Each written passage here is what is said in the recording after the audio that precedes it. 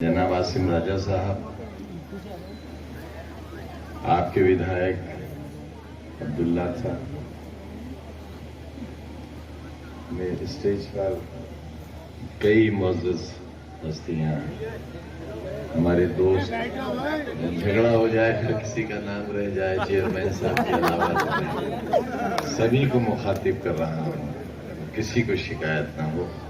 और सामने मेरे बुजुर्गों, नौजवानों, दोस्तों, बच्चों, तन्हा खातून हैं, उनका भी शुक्रिया अदा करना चाहता हूं। स्टेज पर हमारी पार्टी की जिम्मेदार हैं और बहुत अच्छी वर्कर हैं, नेता हैं। अजीजों, मैं तकरीबन 4 बरस बाद आपके बीच हूं। इनमें 27 महीने और उन 27 महीनों में तकरीबन 2 बरस आपके विधायक भी मेरे साथ रहे। इनकी वालदा भी जेल में रही। तालीमी एतबार से ये इंजीनियरिंग की बड़ी डिग्री पास है, जिसे एमटेक कहते हैं, मास्टर ऑफ टेक्नोलॉजी। और गलगोटिया जो बहुत बड़ा इंस्टीट्यूट है, उससे ये पास हैं। मेरी बीवी तालीमी एतबार से पीएचडी है, डॉक्टर है और असिस्टेंट प्रोफेसर से वो रिटायर हुई है। खादिम भी दाएं हाथ का अंगूठा लगाना जानता है।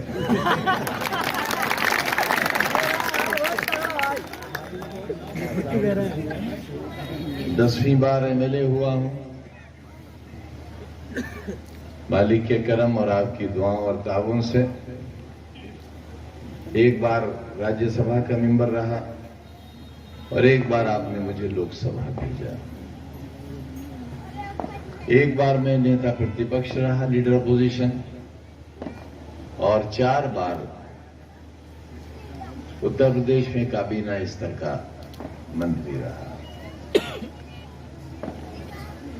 ये मेरी सियासी जिंदगी है और मेरी जाती जिंदगी यह है कि मुझ पर, मेरी अहलिया पर, जो राज्यसभा की मेंबर भी रही हैं, रामपुर शहर से विधायक भी रही हैं, उन पर, मुझ पर और आपके विधायक पर एक ऐसा शर्मनाक मुकदमा है जिसे सोचकर शर्म ये नहीं आती कि वह हम पर है, बल्कि जिन लोगों ने हम पर ये मुकदमा, जिस शासन और प्रशासन ने ये मुकदमा किया है, मुझे उनकी सोच पर और उनके इस कारनामे पर शर्म आती है। और शर्म आती है इस बात पर कि कहने को तो हम अपने मुंह मियां मिट्ठू बन रहे हैं, विश्वगुरु हैं। ये नहीं सोचते हम कि दुनिया की बड़ी बड़ी ताकतें, जिनमें अमेरिका है, रूस है, जर्मनी है, फ्रांस है, उन्होंने नहीं कहा कि हम विश्वगुरु हैं। लेकिन एक ऐसे मुल्क में जहां सरकारी खजाने से नमक की थैलियां देकर नमक हलाली कराई जाती हो, ये विश्वगुरु बनने का ख्वाब देखते हैं। खजाने से नमक की थैलियां देकर बहुत बड़े जिम्मेदार ने कहा कि मुझे एक मां का फोन आया और उन्होंने ये कहा कि बेटे, तूने जो मुझे नमक दिया है, मैं उसका धोखा कैसे कर सकती हूं। बहुत अच्छी बात है, लेकिन आपने भी तो कुछ वादे किए थे लोगों से। आपने कहा था कि हर हिंदुस्तानी के घर 25 लाख रुपया पहुंचेगा। उस मां के नमक का एहसान तो याद रहा आपको, 25 लाख रुपए क्यों याद नहीं है? कहा था आपने कि हर साल 2 करोड़ नौजवानों को नौकरी दी जाएगी। आपको वो वादा क्यों याद नहीं है?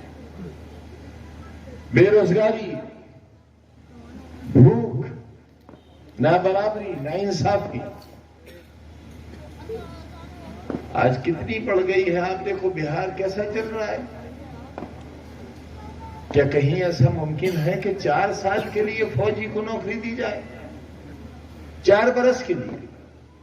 कोई होटल वाला चाय बनाने वाले को भी 4 बरस के लिए नहीं रखता, वो भी कहता है कि जब तक तुम्हें काम करना है काम करो, चाहे वो 10 बरस ही क्यों ना हो।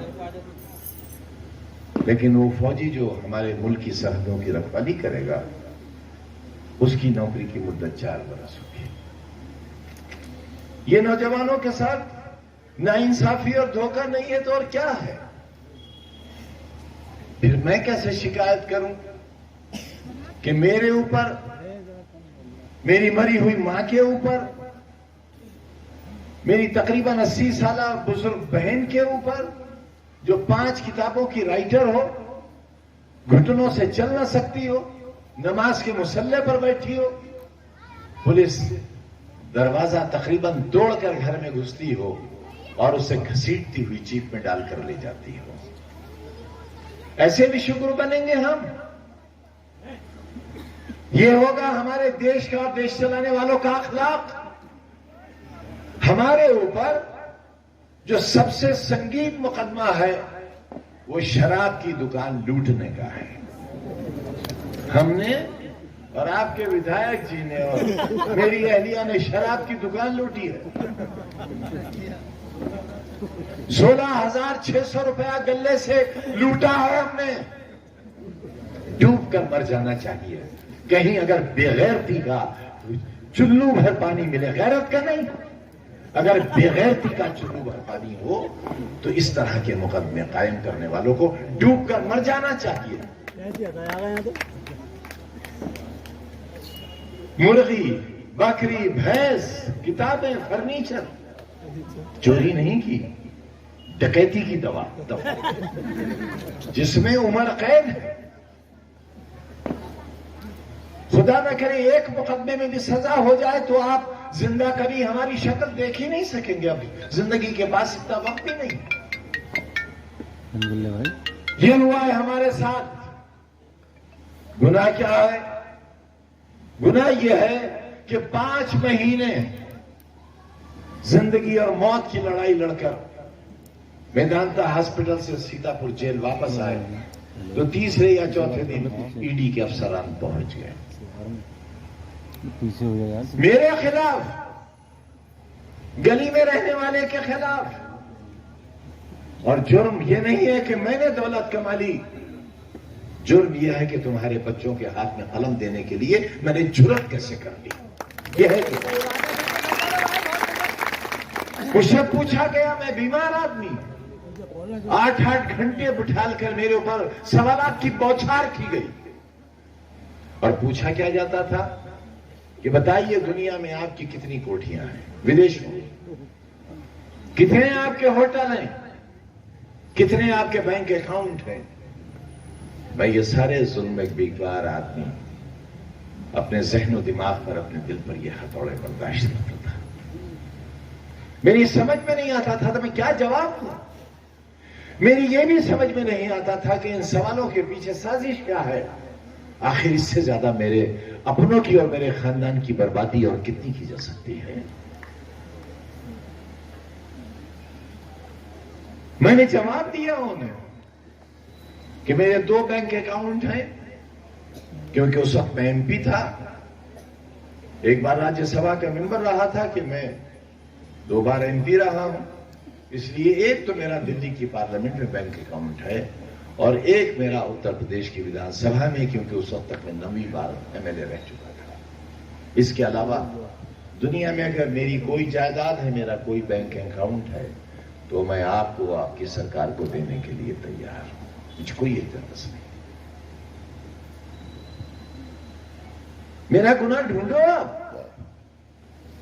मैं आपसे भी कहता हूं, मेरा गुनाह यह है कि मैंने टोपी लगा रखी है। मेरा गुनाह यह है कि मेरी कौम की बच्चियां नकाब लगाती हैं। मेरा गुनाह यह है कि मीनारों से अल्लाह अकबर की आवाज आती है। मेरा गुनाह यह है कि मैं ला इलाहा इल्लल्लाह मोहम्मद रसूलुल्लाह कहता हूं, लेकिन मैं किसी के मजहब की तौहीन नहीं करता, किसी के धर्म की। बाबरी मस्जिद तहरीक चलाई है मैंने, कन्वीनर था मैं उसका, लेकिन एक लफ्ज, जुमला तो बहुत दूर की बात है, फिरका परस्त लोगों, मुल्क के दुश्मनों, इंसानियत को तार तार करने वालों, इंसानी रिश्तों को तबाह बर्बाद करने वालों और अग्नि के हवाले करने वालों, उनके लिए अग्निपथ बनाने वालों, अगर एक लफ्ज भी किसी देवी देवता के खिलाफ हमने कहा हो तो तुम्हें नहीं, हमें हक होगा कि हम अपनी सजा तजवीज करें। हमें हक,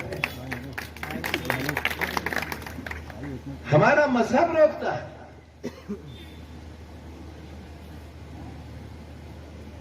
हमारा कुरान हकीम रोकता है, हमारे प्यारे नबी रोकते हैं। और बदनसीबों, नबी करीम सल्लल्लाहु अलैहि वसल्लम के बारे में तुम क्या कहते हो? तुम्हें शर्म नहीं आती? यही तुम्हारे मां बाप ने तुम्हें पैदा किया, ऐसे कपूत पैदा किए, ऐसे विश्वगुरु बनेगा हिंदुस्तान? पैगंबर इस्लाम की तौहीन करके हिंदुस्तान विश्वगुरु बनेगा?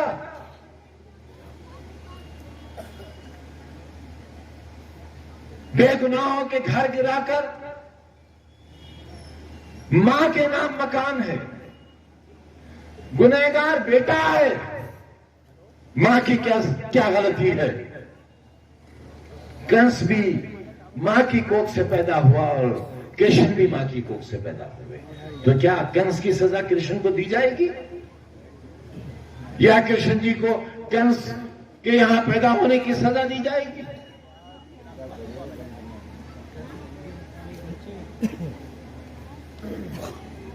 रिश्ते तार तार हो गए,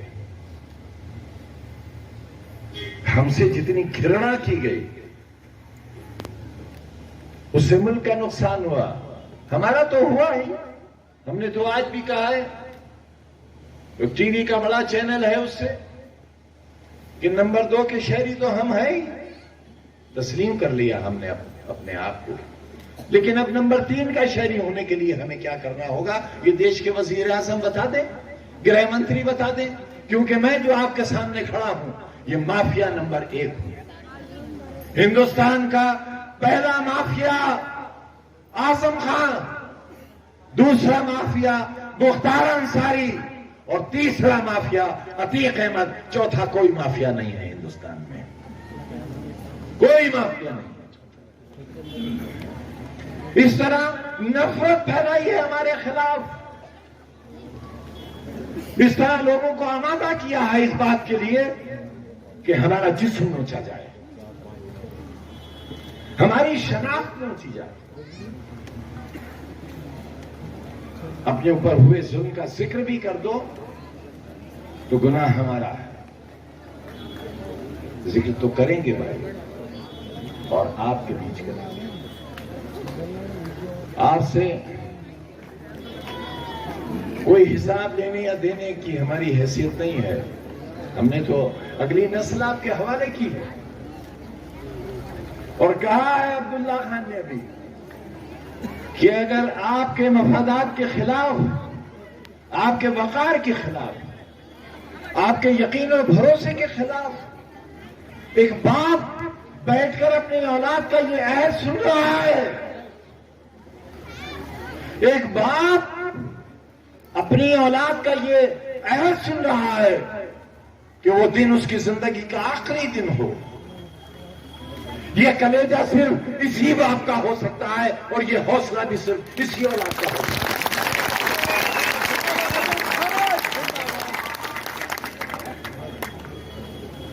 8x11 की कोठरी, शाम के 7:30 बजे डबल लॉक लगा दिया जाता था। भयानक गर्मी, ये गर्मी जो आप यहां देख रहे हैं, उस कोठरी की गर्मी का तस्वीर करो आप। ये मुझे जो लोहे के अड़गड़े का दरवाजा था उसके करीब ले आते थे और फिर एक रजिस्टर से हवा देते थे मुझे, ताकि मैं जिंदा रहूं और जिंदा सुबह मिल जाऊं, क्योंकि उस कमरे के अंदर ऑक्सीजन नहीं थी, भट्टी था। एक रात और एक दिन गुजारना वहां कितना मुश्किल था। और अब्दुल्ला के चले आने के बाद तो फिर मकसद जिंदगी खत्म सा हो गया था। अदालतों के फैसलों ने हिम्मत को तार तार कर दिया था। एक शख्स जो आपके बीच रहता हो, बचपन से भीड़ के दरमियान रहा हो, जिसने सिर्फ इनकलाब जिंदाबाद के नारों की आवाजें सुनी हो, आज वो एक तन्हा कोठरी में बंद है। उसकी ये सजा उसे रोज कत्ल कर देने से भी ज्यादा संगीन है। और मैं रोज कत्ल किया जाता था, रोज मेरी हत्या होती थी और रोज मैं जिंदा होता था। रात होती थी तो सुबह का खौफ और सुबह होती थी तो रात का खौफ। दाल का सड़ा हुआ पानी और जेल की रोटियां 27 महीने इस खादिम की वो गुजार रही है। मैं इसका हिसाब लेने नहीं आया हूं, नहीं इसका एहसान जताने आया हूं। जब जिंदगी की शुरुआत हुई थी तब कांग्रेस ने जेल भेजा था और पौने 2 साल बनारस की जेल में रहा था। और अब जब जिंदगी की इस मोड़ पर आकर खड़ा हुआ हूं तो मैं, मेरी अहलिया, मेरा बच्चा, तीनों एक साथ कैद में बंद थे। मेरे खानदान को फना हो बर्बाद करने की कोई कमी और कोई कसर उठाकर नहीं रखी गई। लेकिन जाकू राखे साइयां मार सके ना। मुझे मारने वालों, इन्हीं नवाबीन ने किले के मैदान में, ये जो जिन्हें 300 वोट मिले हैं, अल्लाह सलामत रखे,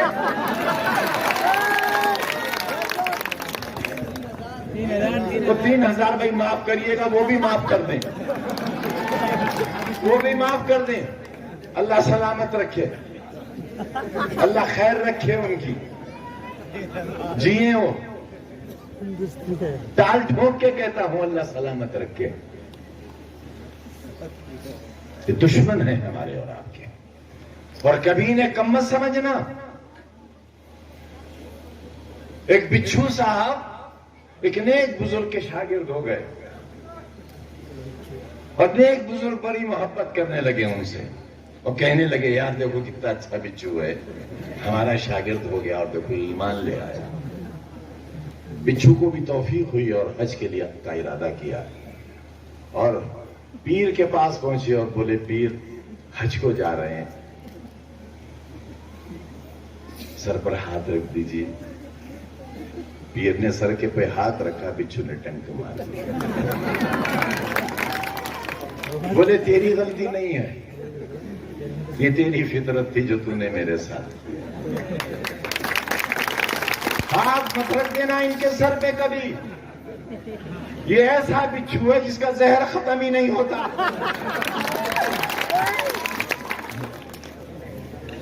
वो मोहतरमा है, बड़ी भी बिल्कुल हिल रही हैं, बैसाखी पर आ गई हैं।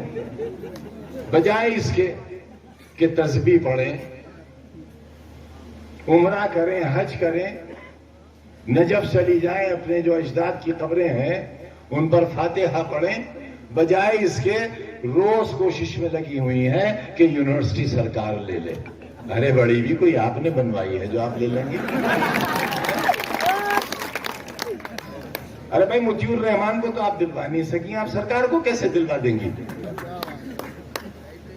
इसलिए कभी इनके जहर को कम मत समझना। जब भी मौका मिलेगा, इनके पास वो खंजर, वो तलवार रखी हुई है जिससे हमारा और तुम्हारा सर उतारेंगे। ये आज देखो किसका इलेक्शन लड़ा रहे हैं, भारतीय जनता पार्टी का। बहुत बड़ी जिम्मेदारी है आप पर।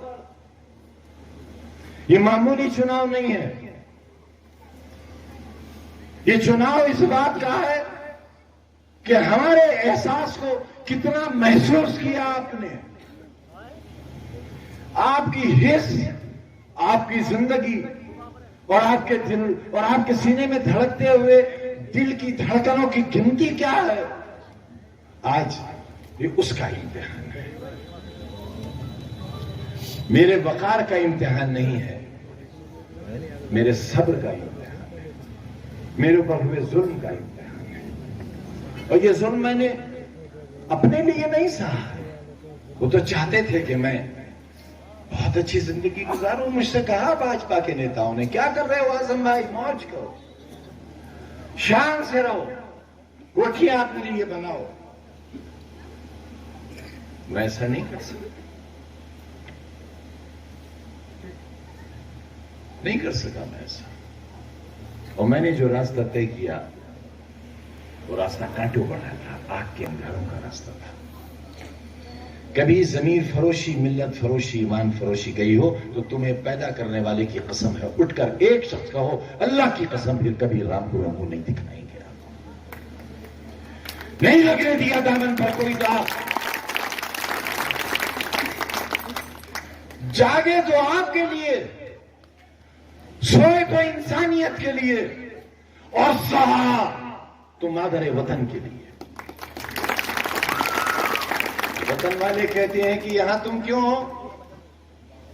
इसलिए है कि हमारे अजदाद की कब्रें, उनके मज़ारात, उनकी खानखाहें, इसलिए नहीं गए पाकिस्तान, क्योंकि हमारा वतन था, हमारा वतन है, और मरने के बाद भी 4 गज जमीन लेकर हमारा ही वतन रहेगा। जिंदाबाद जिंदाबाद।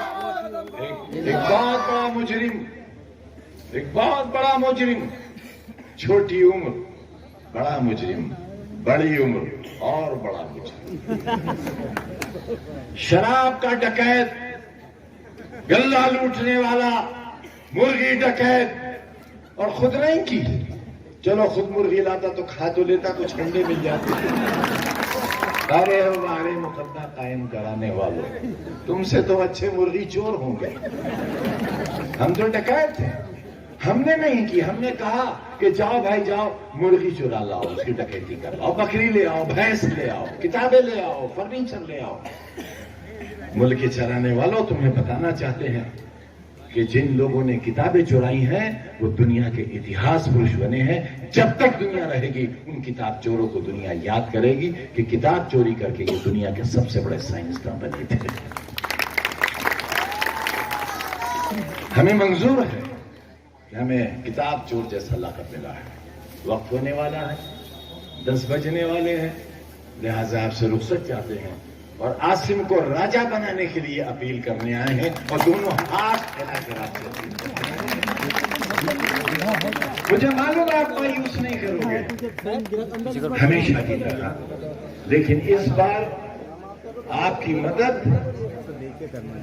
इतनी बड़ी तादाद में चाहिए कि दुश्मन को यह एहसास हो जाए कि 27 महीना में कालकोट में रखने का उनका कोई मकसद पूरा नहीं हुआ, और आसिम राजा को हम जिताने में कामयाब। बहुत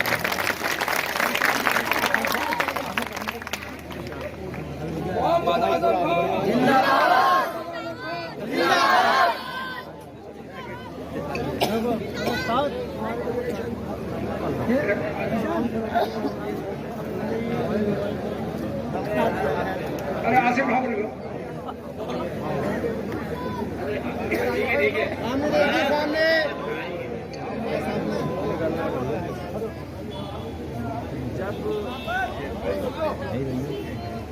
जब